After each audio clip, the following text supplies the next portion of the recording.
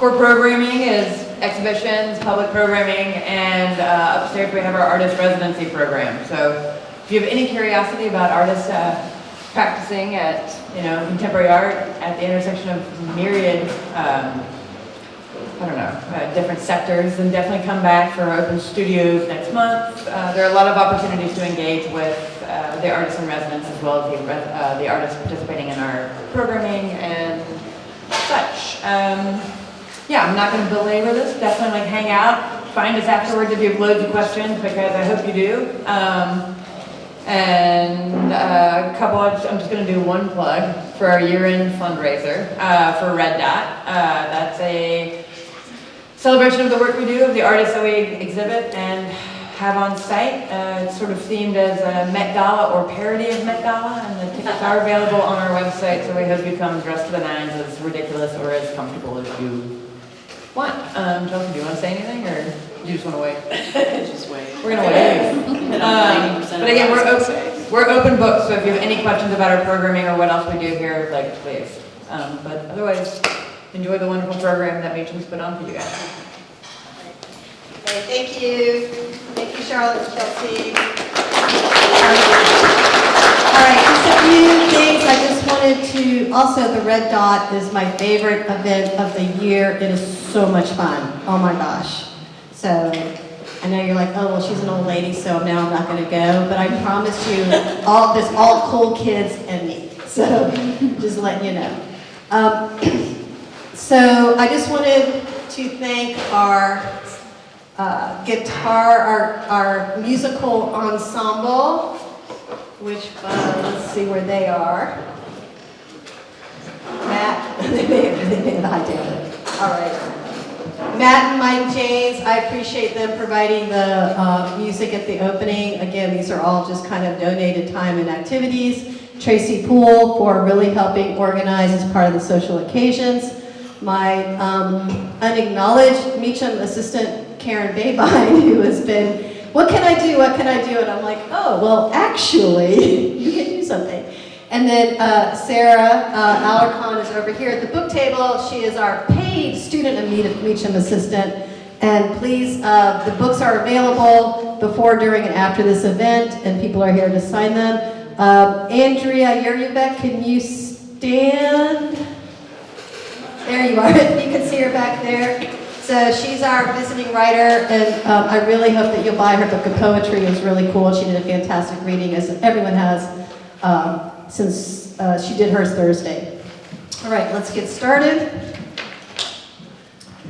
Also, again, because there was more people that came than we thought, we have limited programs, but we have them. So anyone who would like a program, I think I'm going to ask maybe Alex just to, you can share them or pass them around for anyone who needs them. That's important. Okay, so all right, our first reader is Dr. Edwin Murillo, who is a professor in the MCL, Modern Classic Literature and Languages? Classical. Languages and Literature. Okay. It's all in there.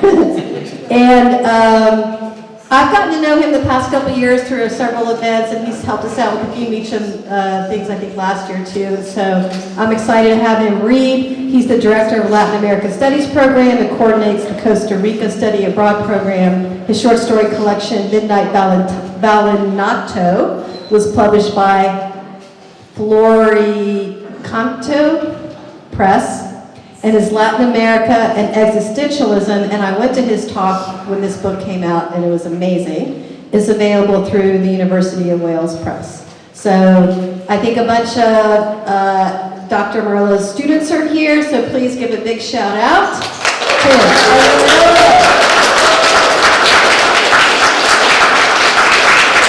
Thank you. What a great view. Trinity, I'm sorry, I'm going to take 2 seconds. Trinity, do you mind taking a picture? I don't mind. Just that way. Can you stand here? I'm like, what a crowd. I mean, this is really cool. Perfect. Ready? 1, 2, 3. Got it. Thank you. This would have been a crack amount. Y'all can crop me out of it. I'll send it to everybody, I promise. She really will, won't she? Yeah, okay, we'll do that. I will do that, I promise. So thank you all for being here. Feliz mes de la Hispanidad. Happy Hispanic Heritage Month. It might be going the way of the dodo bird, so this might be one of the last times I get to actually mention those words. What I've done, I have a very short story that I'll be reading today, and I have prepared some opening remarks to help contextualize what brought me to this story. So if you'll humor me, we'll get through it really quickly. So thank you to the Meacham workshop, to Sybil Baker, friends, colleagues. It really is an honor to be amongst such incredible talent. In fact, when Sybil contacted me in the summer, I actually thought she wanted my financial contribution as the Director of Latin American Studies, but then she's like, no, I want you to read. And I was like, really? So very grateful for the opportunity to be here. Parabéns, gente. And most importantly, thank you to the students for being here. I've invited them all, and so many came, and it really does mean a lot. So thanks for that. To write, to publish, and to speak truthfully has always been a dangerous endeavor. And in years past, I ventured to flirt passionately with disaster. Today, I'll live dangerously, but maybe not so passionately. And that's because Latin American history is full of truth-speaking corpses. Rodolfo Walsh was shot in the streets of Argentina by the conservative military dictatorship. Víctor Jara, a talented poet-teacher, was tortured to death in Chile by the conservative military dictatorship. Guillermo Cano, a journalist in Colombia, was shot by the Medellin cartel. Vladimir Herzog, a talented journalist, was tortured to death in his own cell by the conservative military dictatorship in Brazil. So why do it? Why speak? Why create? Why write? As a good friend of mine once told me, and I quote, "You don't write because you want to say something, you write because you have something to say."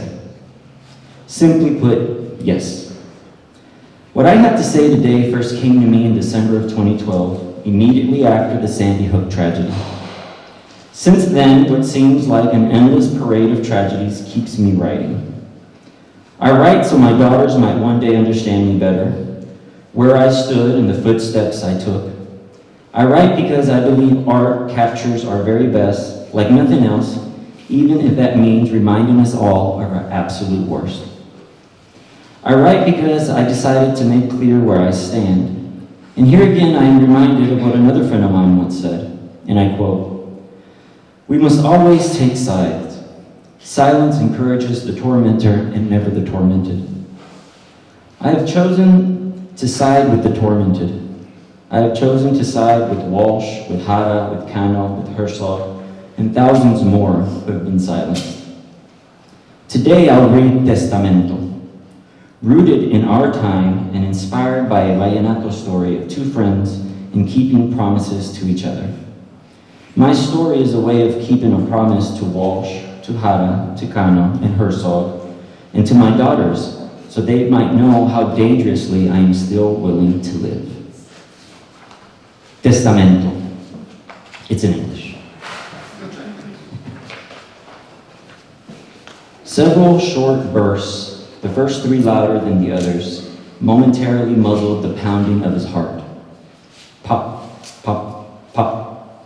That's what my friend heard the day Jaime Molina died. Afterward, we found out that he'd been shot 7 times in the back by a sheriff's constable in Greenwood, South Carolina. I met Jaime on the first day of middle school in 1987 in Houston.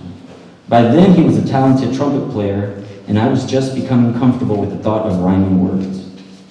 Although our days talking up the future had become less frequent, mostly short WhatsApp messages, The CNN headline announcing the hung jury in the capital murder trial of Jaime's killer instantly triggered the memory of an old vallenato song about promises and eulogies.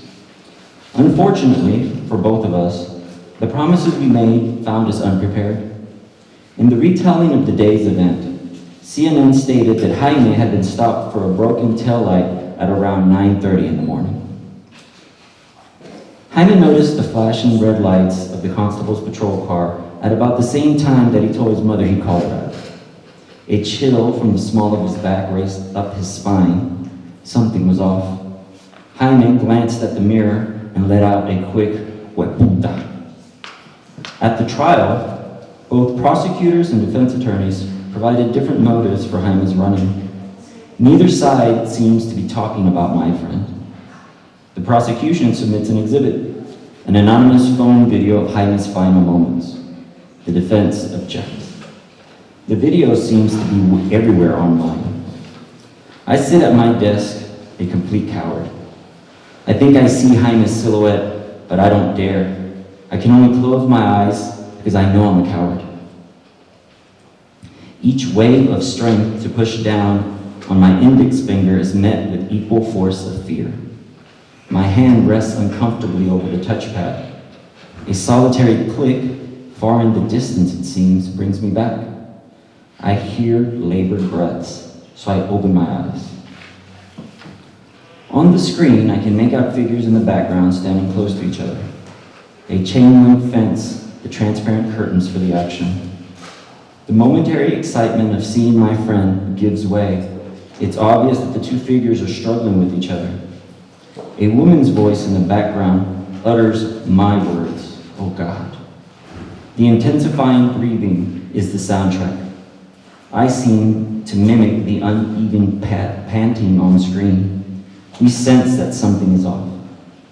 A fleeting interlude quiets the moving bodies. They stand face to face. The constable's hands firmly gripping Jaime's shirt, lifting him slightly. Our breathing synchronizes. Suddenly, Jaime breaks the constable's hold with a quick jerk downwards. The movement unbalances him. The constable instinctively releases his grip on Jaime to break his own fall.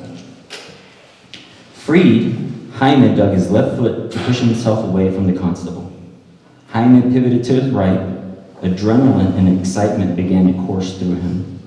For only an instant, as he felt his legs churning and a slight breeze on his cheeks, he imagined his friends laughing as he retold this very story. Moments passed slowly, and then a rhythmic and steady popping sound, echoing somewhere from behind him, shattered those thoughts. Slowly, as if in a predetermined order Jaime had not been informed about, faint sensations, like hot stones expertly placed, began to bloom on his back. One on his left shoulder blade, a second on his lower back. The others followed closely, each one preceded by an echoing crack. Jaime's killer is just that. Face sharply drawn and well structured. His face stays with me always. Jaime's is a bit harder to remember. The guilt I feel angers me, and I'm angry at Jaime, but I envy the constable's face. The autopsy report conclusively stated that most of Jaime's wounds were not immediately fatal. I don't know if those words ever comforted me. Those wounds did allow Jaime a few more steps after that last crack was heard on the video. The warmth sprawled throughout his back, and Jaime felt suddenly heavier. He wanted to move in the opposite direction of those sounds, but a lukewarm sensation led him downwardly instead, as if encouraged by hands softly pushing on his back. Jaime's family should know that he thought about them at that moment. The constable controls his breathing. As he squeezes the trigger of his black service pistol. Remembering his training, the constable sets his feet in a staggered formation to better withstand the kickback. Jaime's decision to run straight ahead eases his work. Relaxed, the constable exhales as he squeezes the trigger for a second time. 5 more small detonating sounds followed rhythmically.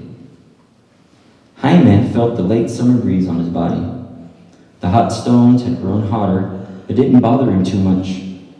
The adrenaline created a thirst Jaime had never known before, but a familiar beating distracted him briefly. He could hear it coming from the ground. He was sure that it was his heart. He felt the pumping in his chest, the echoing from the ground. He felt the pulses on his lips. He tried to say something, but thirst gave way to exhaustion, and Jaime noticed a tightening in his throat, but it was painless. He gave up thinking and began to feel himself falling, softly, leisurely. In the distance, a forest green shadow began to move. Warmth cascaded over him from his eyebrows, from his fingertips, up his legs. Jaime closed his eyes to focus on the warmth. He wanted to rest, so he did. Jaime Molina smiled faintly and let out a shallow sigh of relief. The paramedics arrived 33 minutes later and found Jaime with his eyes open. The video cut long before they arrived. At the viewing, while family talked about Carmen Rosa's food, others passed the time listening to Rafael Escalona's songs and Grupo Nietzsche. I don't want to be here. Jaime's mother wonders about her boy's last thoughts. She remembers the dimple they both shared and the many promises he made. They wanted to visit Colombia together. The thought makes her reach for her phone. And as the procession leaves the funeraria, all agree that it had been a lovely viewing and that nowhere in South Carolina can you get real Colombian food except at Carmen Rosa's. The night of Jaime's viewing, I read that the constable had been put on administrative leave because an anonymous phone video was circulating online. I thought of Carmen Rosa. She'd be hopeful, but I wouldn't. Instead, I thought about the constable.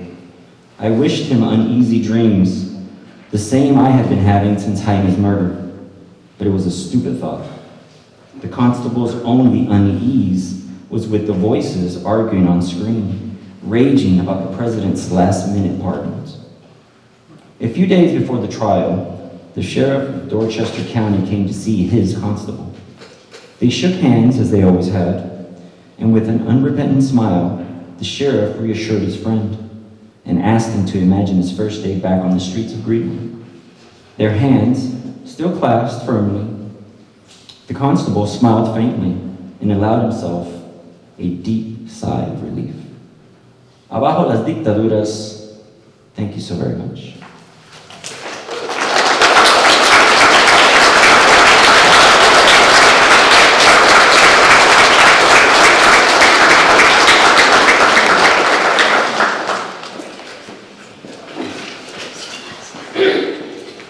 Thank you, Edwin. Very good. So there's a few more people I need to thank. Chad Smith, right? Where's Chad? There, it's Smith, right? Yes. Okay. He gave us an unexpected donation of the very fine wine some of you are drinking. So thank you, Chad, for that. And of course, the former, the founding Meacham director, Professor Emeritus Rick Jackson is here, and his wife Terry, and I always appreciate their support, and I'm glad they made it out again tonight. There's Rick over there hanging out. So thank you for that. And then it would be very remiss of me not to thank my husband, Rowan Johnson, who was there kind of serving drinks and all of that, and he is always helping me with this event, doing all the behind the scenes and moving and carting and all of that and driving, so I really appreciate all of his help for this event and many others. All right.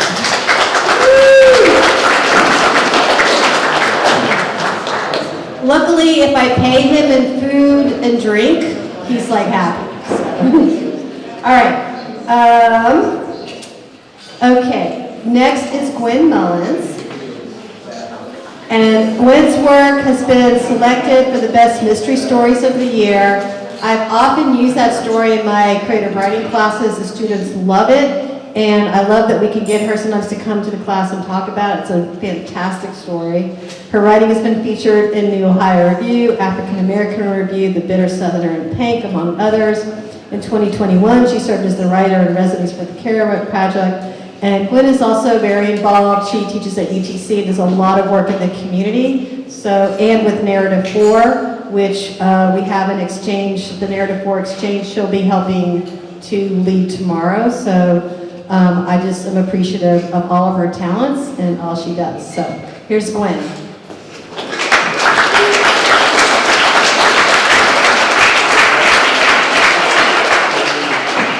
Hello, and thank you. So I'm going to depart from what I usually do. I'm going to read some short nonfiction. I'm primarily a fiction writer, but lately it's not. So I'm going to read a piece called Brood X. Brood X was the largest brood of 17-year cicadas. This brood is found in 3 separate areas centering around Pennsylvania and Northern Virginia, Indiana, and Eastern Tennessee. The largest emergence of Brood X appears as adults only once every 17 years. This piece was originally published in Cleaver, which is a journal out of Philadelphia. Back then, everyone still called me Gwendy, so it was the body and progress of 13-year-old Gwendy that I first encountered the cicadas of Brood X. The emerging insects, like my boy cousins, were 4 years my senior. I was intrigued but disgusted by the intricate carapaces the cicadas left behind, and a delicious tingle of fear shivered across my skin when the living bugs slapped against my legs or tangled in my hair, their unwieldy, red-eyed forms a harbinger of anxieties that had not yet surfaced. I spent a lot of time alone in those days, meandering through the town that is, even now, defined by the train that hums through it without stopping. It's Trenton, Georgia. I spent a lot of time, once as I examined a hard little sculpture, I always thought of them as sculpted, if not by a human, then by some other intelligent design that clung to the bark of the oak. One of my cousins slipped up behind me, plucked the abandoned husk from the tree, crushed it in his palm. He laughed just as he did when he caught lightning bugs and smeared their lit bodies on his cheeks for the fleeting effect of glow-in-the-dark war paint. The fragment of the husk's leg curled like clipped fingernails in his dirty palm, and the crushing of the empty vessel that once held the insect's soft body felt deeply personal. I wanted to apologize for something I didn't understand. The year of that cicada summer, I learned to avoid being alone with that particular cousin, even as he endeavored to draw me to him, even as I longed to be touched. Now, at middle age, I flinch at the damp, scratching smack of the living cicadas as they wing toward immortality, blinded by lust and light, though I no longer fear them or their abandoned exoskeletons. Just yesterday, I came upon one of their husks, and I allowed myself to be lost for a moment in examination in the same way I had when I'd been called Wendy. There was the amber bulge that covered the cicada's scarlet eyes, the opening in the back as decisively split as my own body when my children came screaming out. I examined the husk in my palm, turn it this way and that in the light. I'm 13 again, my grandmother calling me in for a summer supper of fried potatoes and slices of red tomatoes whose sides have fissured with swelling flesh.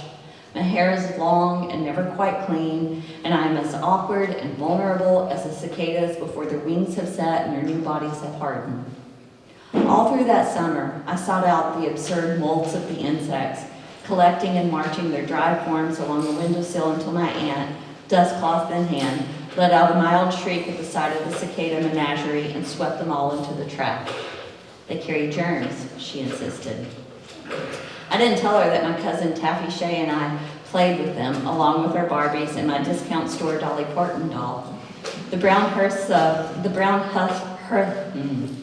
husk served, depending on the scene we created, as devoted pets, attacking marauders, miniature ponies, or occasionally the roast beast at dollhouse dinners, and broken bits of their whisper crunch bodies mingled with the tiny plastic shoes and staticky toy hairbrushes in a box Taffy Shea had covered in pink glitter and gold heart stickers.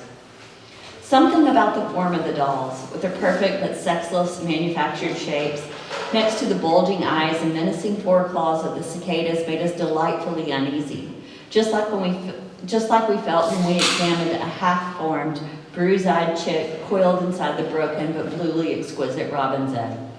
But beauty means nothing in a vacuum. The wind picks up and I am 30. Rather than parting branches pointing at delicate brown husks so that my young children can marvel at the ugliness left behind by the nymphs after their 17-year hibernation, I work toward a promotion at a job I will never love under a boss I probably shouldn't be. My marriage stumbles over the weight of unspoken yet somehow still broken expectations. We argue over how to teach our son to fold towels and who's in charge of dinner on Wednesdays and how much to help with our daughter's science project that's due tomorrow. My husband's heart collects plaques, steady and silent.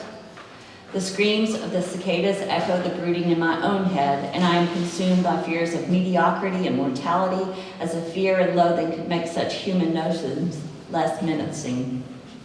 Like my mother and grandmother before me, I am mired in a cycle of eating, procreating, and striving toward a goal that, unlike the cicadas, has not been encrypted in me and yet shimmers teasing at the edges of my vision in the quiet moments before sleep. The weight of the frenzied corporeal demands of work and children and sex and what passes for love bury me in obligation. These are the hard years, and I understand why the cicadas spend so much of their lives underground. Their skin thickening with each passing year, growing silently toward a dream of light, of purpose. It's hot outside, or perhaps it's only hot flashes again, but I am at last only me, the same age Kerouac was when he died, and I know that beauty is only enhanced by that which is broken and unbeautiful. The cigarette burn on my grandmother's green watered silk blouse, the silver-capped teeth of a laughing child raised on Mountain Dew and saltines, the slow healing scar on the husband's chest from where they cracked him open to replace his clogged arteries, the brittle husks, the wet flopping bodies, the red eyes that almost seemed to glow. These things seem designed to be as ugly and divine as my own soul. Bugs and Barbies and cousins and lovers conflate, and I see that finally beauty is not relative, as I thought when I was 13, as I still thought when I was 30. Beauty is, I think, an obsolete notion. I recall an old songwriter's voice made husky by cigarettes and gas station whiskey and the sticky, unfragile wings of the cicadas when they first unfurl. The cracks around my heart and the creases around my eyes remind me of the dark times when I neglected to pay attention, to appreciate the gifts of sunlight and yellow-tipped leaves and coffee-scented mornings. I don't know if I've always known this truth, or if I learned it from the cicadas of Brood X, but I am both broken and whole.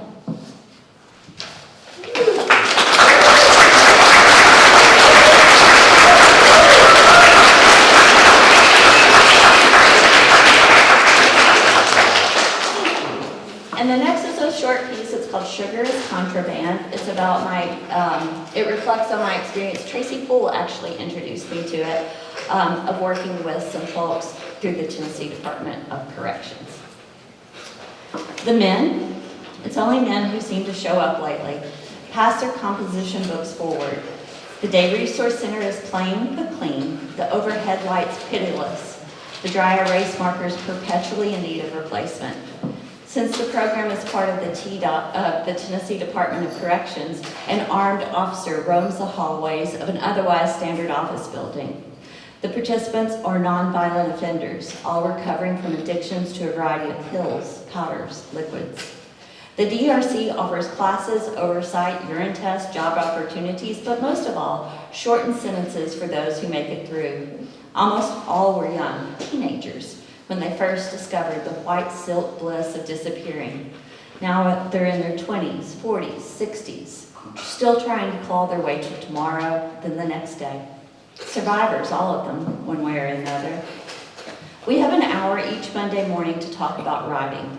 1 hour for the men to read, write, listen. 1 hour to convince ourselves that the men that to stay alive and mostly clean is one thing. To survive, and maybe even, dare we say it, thrive, is another dream altogether. Thriving is an unfamiliar concept, a notion from child psychologists writing books for mothers who can afford printed advice from experts. We offer words as tools for survival. Words save us, we say, expose us and protect us and fill us up. They tell us about letters they wrote in lockup, introduce us to new vocabulary, destroy our notions of life on the inside with casual prison insights about how to get enough food, pants that fit, toilet paper, more of the drugs that landed them in lockup. One day, C goes into detail about how to rig a tattoo machine, how to make the ink, wire into the exit sign, acquire a needle, set up a lookout, how to trade for tats and tools. In another type of classroom, we would spend the session talking about how to develop this story into a hermit crab essay, revealing truth through form. But time, and endless supply in lockup, is limited out here. The men don't mind if we read their work, but it's taken time to gain that trust. We talk about our classroom as a cone of silence, a safe place. The men share their languages with us, apologizing for using street terms or drug slang. They teach us terms like bando, glizzy, 12, getting dripped. Some talk about their time inside, taking jobs for cents per hour, just for a chance at a Whopper with cheese, rather than another great day of gravy and rice from the chow hall. I'm shocked to find out that most of them left prison shouldering student loan-sized debt because of Tennessee's onerous pay-to-stay policy and something the legislature calls user fees. My shock is a privilege, I know. After class, Jess and I talk about indentured servitude, for-profit prisons, cash bail. We shake our heads, then pivot to what we will offer next week. We talk about character development, plot, setting, sensory details, and we pretend these concepts matter, that stories can save us all. The essays disguised as stories that the men pen are all heart true, even when the facts are not. The men slip away for a quick smoke before their next session. Jess packs up, and I reread Jay's off-the-cuff, self-referential poem, the one I scratched in my own comp book as he spoke. It's cold outside and the trees are bare. There goes a crackhead in his underwear.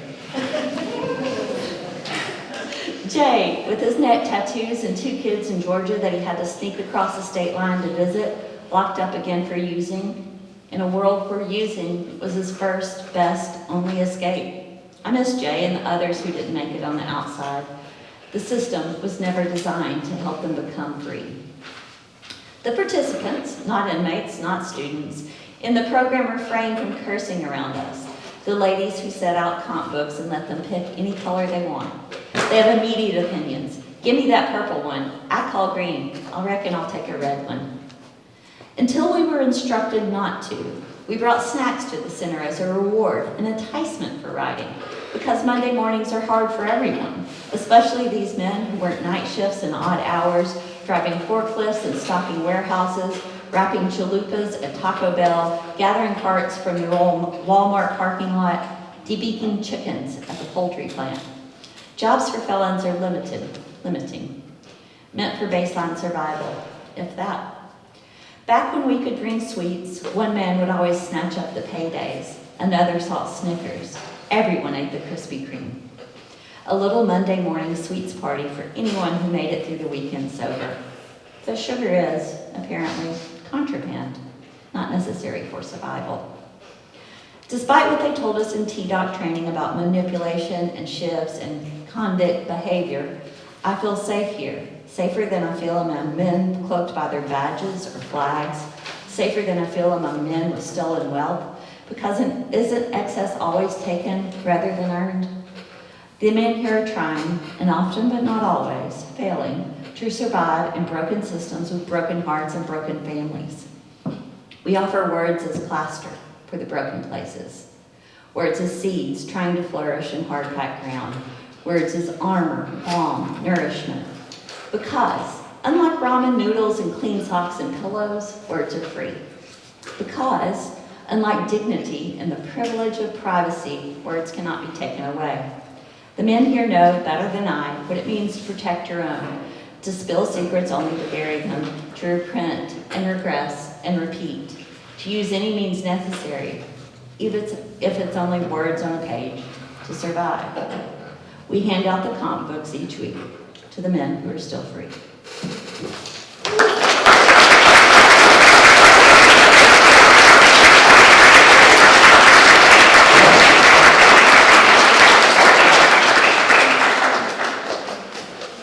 Thank you, Glenn.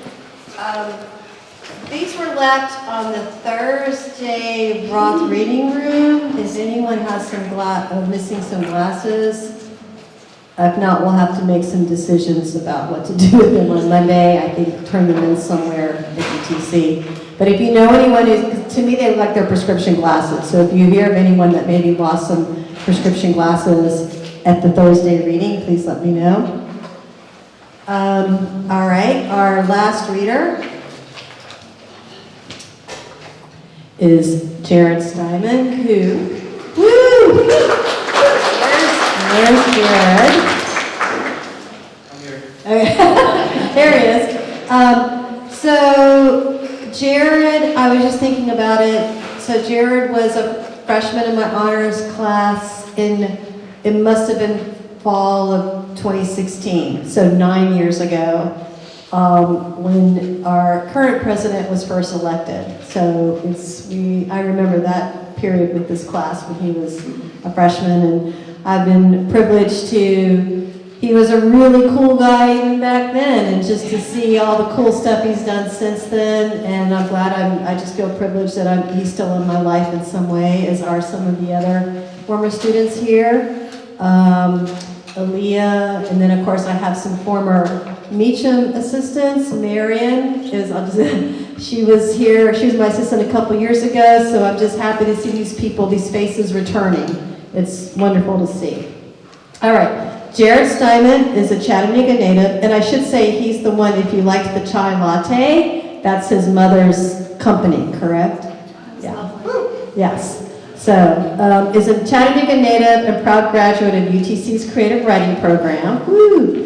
As a poet and an educator, he is interested in the ways that poetry functions as a tool for building community. As a motorcycle service technician, he is interested in preparing his bike to go camping.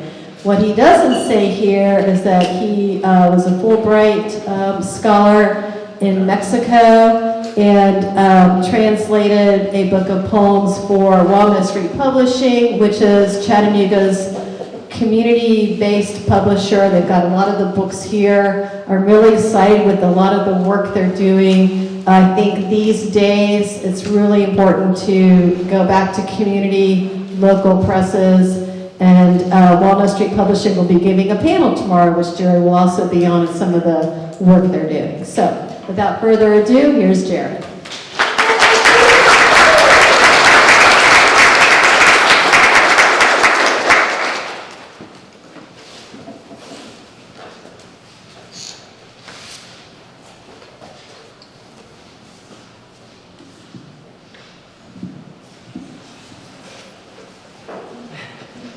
Hey everyone. I plant a piece of my father in the garden and become fragile. Shattered myself on the window glass, craning to see what flower may grow.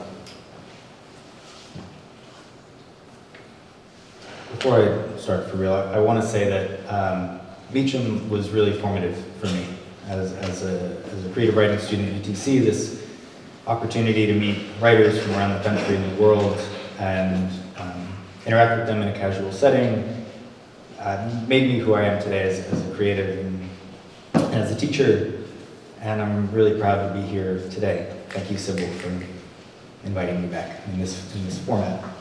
I'm going to start with something I start a lot of my classes with when I teach. It's from a book called Platos Sucios, or Dirty Dishes, written by a woman named Carla Ontiveros Flora. I found this book in a cafe in southern Mexico in 2018 and fell in love. And there's a section of 5 short poems called Cartas de Amor, or love letters. These I've not published, but I have translated them for use in my English-speaking classes. And I'm going to read that translation for you all. Love Letter 1.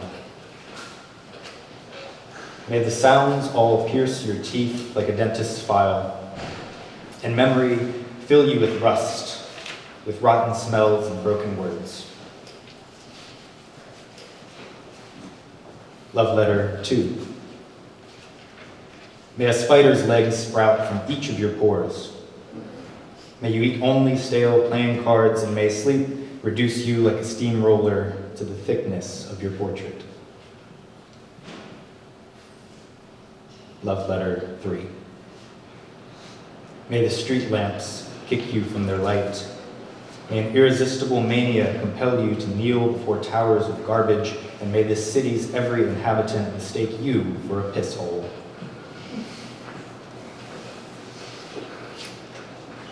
Love letter 4. May your sole amusement consist of settling down in the dentist's waiting room disguised as a crocodile. That one's my favorite. Love letter 5. May you say fried hake fish when you mean to say my love. May your hands attempt now and again to strangle you, and may you fall so madly in love with an iron door that you cannot, even for an instant, stop yourself sucking the lock. So these love letters, loving or not, have stuck with me. And in the past couple years, beginning on my Fulbright, I've been experimenting with form and writing poems that take the form of screenplays. So this is a poem screenplay called Love Letter 4, Revisited. May your sole amusement consist of settling down in the dentist's waiting room disguised as a crocodile. Carlo Antiveras. Interior, waiting room, Tovada Dental Consultants, 9:30 a.m. The poet, 26, tall, bald, with glasses, a beard, with a toothache and a profound heartache, with a small book in his left hand, enters through the front door, startled slightly by the bell that sounds above his head. He approaches the counter and greets the receptionist, age unknown, clothing unknown, in reality a man entirely without a face and wholly unimportant to this story. He serves only to direct the poet to his seat, which will prove of great importance. Receptionist. How can I help you? Poet. I have an ache in my tooth and an ache also in my heart. Receptionist. But do you have an appointment? The poet signals that he does not have an appointment. Receptionist continued, okay, sign these forms and have a seat. The doctor will see you shortly. The poet signs his name on the forms and takes his seat. He crosses his legs and opens his book, placing his bookmark on the table at his side. He begins to read. The clock ticks on the wall. It appears as though the receptionist, although he has no face, is chewing something, is listening to music in his earphones. The poet, reading, does not notice the only other person in the waiting room, the filmmaker, 28, serious, immobile, disguised as a crocodile, hiding beneath the table across from him. The clock ticks on the wall. The poet reads. Finally, the poet finishes his page and lifts his eyes, and just over the top of his book makes eye contact with the filmmaker beneath her disguise, beneath the table. The poet looks in the direction of the receptionist, lost in his song, in his breakfast, and then back at the filmmaker. Filmmaker, voice low. I'm making a short film. The poet continues to look at her without speaking. Filmmaker continued. It's a love story. The poet looks at his book, the closed door and its silent bell, and then again at the filmmaker. The poet. Who is your protagonist? Filmmaker. You are. The poet thinks on this for a moment. He closes his book, pulls a notebook and pen from the pocket of his jacket. He begins to write. In the quiet minutes that he spends scribbling, the filmmaker looks at him from the floor without moving. Clock ticks on the wall. Filmmaker, what are you writing? Poet. A poem. The filmmaker slithers a bit from her place below the table. Filmmaker, what is it about? The poet doesn't answer. He's engrossed in his poem. The filmmaker watches. The clock ticks on the wall. The poet finishes his verse and stops writing. Poet. It's about the various aches that one might endure. In reality, it's about the three principal aches of human experience. The filmmaker moves closer, dragging herself across the floor, prone, scaly, magnificent. Filmmaker, will you read it to me? The poet kneels before the filmmaker, takes her crocodile head between his hands, which still hold the pen and the notebook. Poet, we are living it, my sweet. Fade to white. That was actually originally written in Spanish for a contest that I did not win in Mexico. It was part of a collection I wrote for a Valentine's Day contest while I was doing my full grade. And it was a love letter to my time in Tepic and the relationships I built there. And, anyway, I didn't win, but I still quite enjoy that piece. This is the book I published with Walnut Street Publishing. Thanks, Aaron. It is a translation of my friend Frida's award-winning poetry book. She published in Mexico, won a state award and an out-of-state award from another state. And actually the second day that I was in Mexico, I was in Tepic, Nayarit, a small town on the West Coast, with a long history of poetry. And within one day of being there, folks were telling me, you have to meet Frida, you have to meet Frida, she's amazing. I was sitting in a cafe and I was talking to the owner who had a shelf of local books in the back, and she brought it out and started reading. And within 3 pages, I was like, man, they were right. I need to meet Frida. So I spent a year and a half translating her work, published it here, was able to take some copies to her. She moved to Mexico City, so left some there, left some at a bookstore in Tepic, which have already sold out. She's begging for more. So I'm going to read the first couple pages of that book so that y'all can see what drew me to this project. The book is called Todos los fantasmas de esta casa, which means all the ghosts in this house. And part 1, it's 3 parts, is called Columba.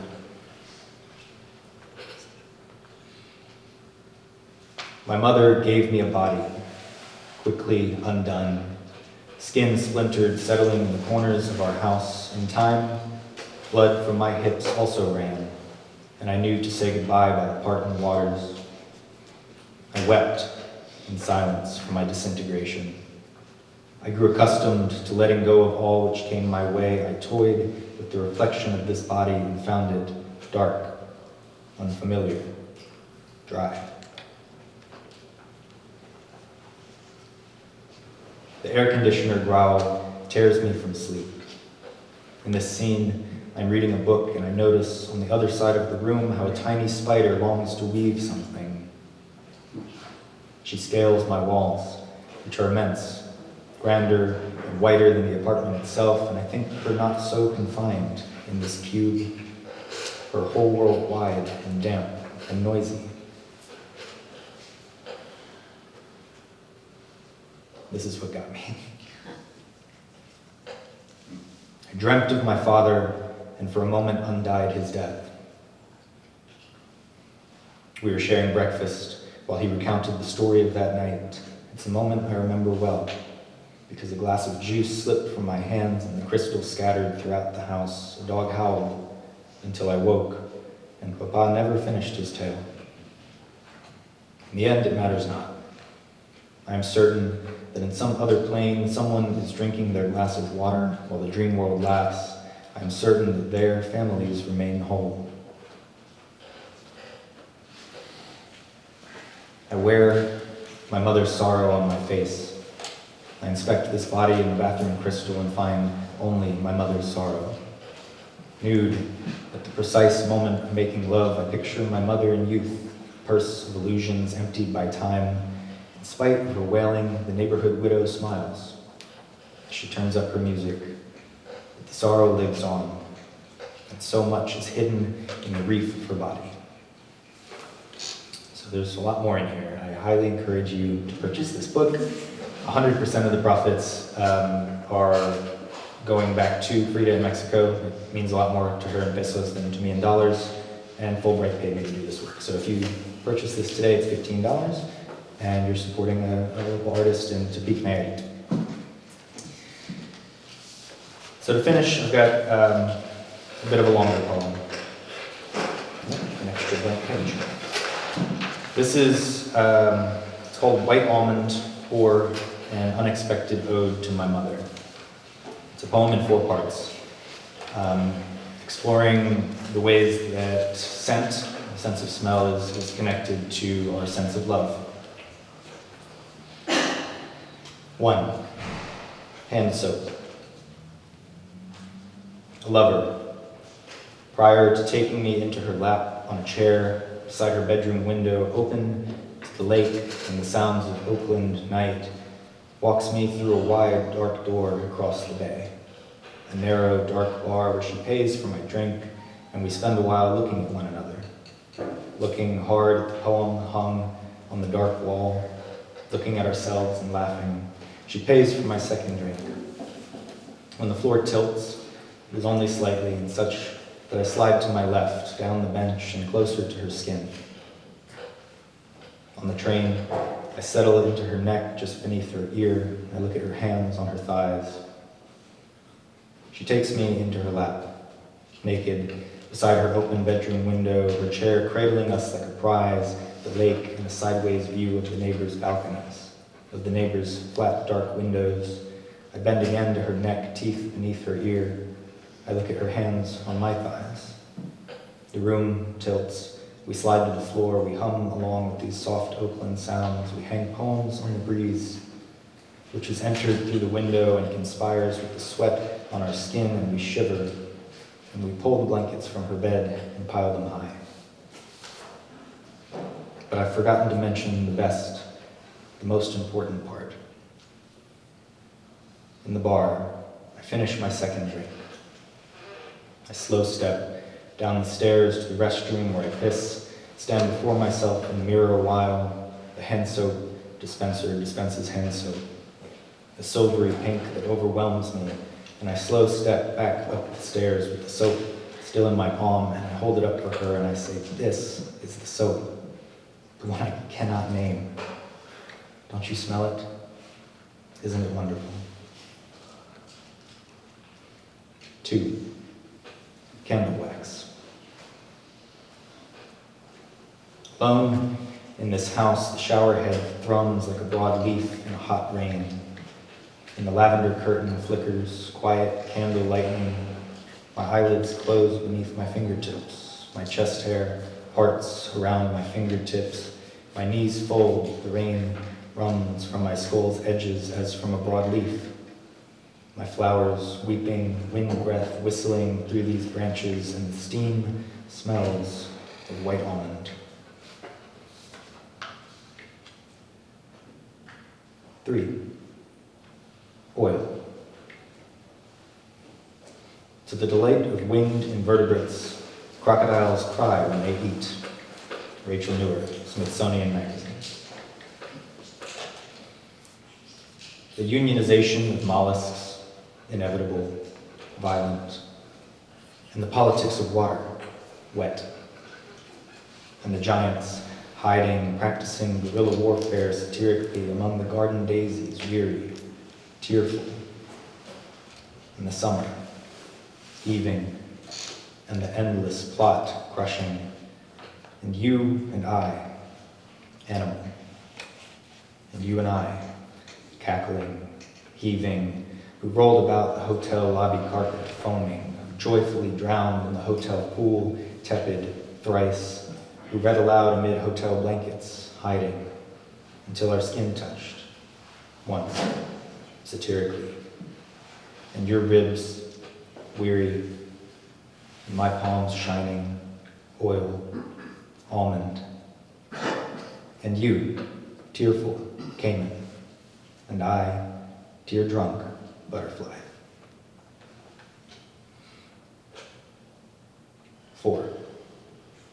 hand soap. I wrote my mother a small poem about our father's dying, installed a remote receiver box in her ceiling fan, swept the floor of dried ladybugs that fell from the wiring, washed my hands in her bathroom sink, and called through the door that this hand soap here was my favorite scent, that I had searched my whole life for it, that I had learned recently it was called white almond. Each of our fathers had died of self-inflicted wounds. My father's mortal loneliness, her father's immortal stubbornness, and I knew that these wounds were hereditary. But for now, we were basking breezy beneath the newly variable speed ceiling fan, with the light turned on, and then with the light turned off, and then with the light turned back on again. I explained the remote's various functions, and she found me exceptional. She said, "What did you say in the bathroom?" And I said, "Your hand soap, it's my favorite. The restrooms at the convention center have it, and other places sometimes, and I never knew what it was called until I found a candle at the supermarket the other week. It's white almond."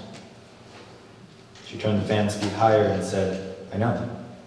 It's the hand soap I used in my salon when you were small. It's my favorite too." Then, I shut my eyes against that variable speed wind, and I was on the salon's wooden floor where she painted French tips. And I was eating dark chocolate macaroons with her after art class, and I was whirling amid 300 rubber ducks at the pool on my birthday, and I found her exceptional. And I wrote a new poem, prescribed like a salve for these patrimonial wounds, the shape of this heart, manicurist fingertip prints, a touch of white almond. Thank you.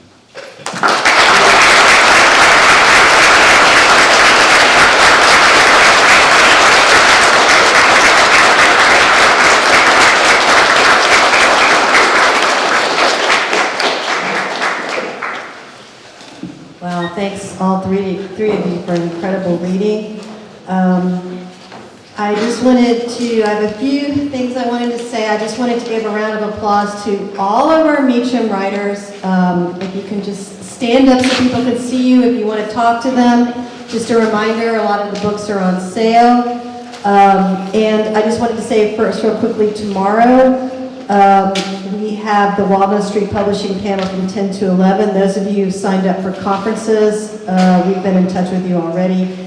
I wanted to say real quickly, the Walnut Street Publishing, I said it was a community-based publisher, and that too was started by a former student of mine, a UTC grad, Erin Quinn, who's in the back. So I just love that so many people here are doing stuff in the community, including the Narrative 4 Story Exchange is another community event that Kate is here as well, and Gwen will do. So I just love seeing, and of course, Alex is involved with that as well. There's even, I think there's a UTC club down, isn't there? There is. Yes, so, yes, so you all, there's all the things are happening. And, you know, the readings, thanks to, I think they were all three really connected tonight and in interesting ways. A couple years ago, I heard from a woman that I read a lot of her work called, she's a sociologist at UNC, called Tressie McMillan Connum. And she may have been the first, I don't know if she said it, but that was where I heard it and I wrote it down, which is, the institution cannot love you. And that, I think, is so true. But community can love you. And so I think this Meacham is a real point of how community is what is going to be really important. And I think that doing all these, you know, starting things here in Chattanooga, whatever it is, and having that community is going to be really important. And I think those three readings really showed us that. So thanks to Karen Babine, if you can stand up, Andrea Yurjevich, Andrew Nauberg, Justin Weimer, Alex Quinlan, Chris Wharton, Evan Murillo, Lynn Mullins, and Jared Steinman. Thanks again for a great Meacham and great reading. There's a little bit of left, and it's over there. Thanks everyone. I hope to see you at some events tomorrow.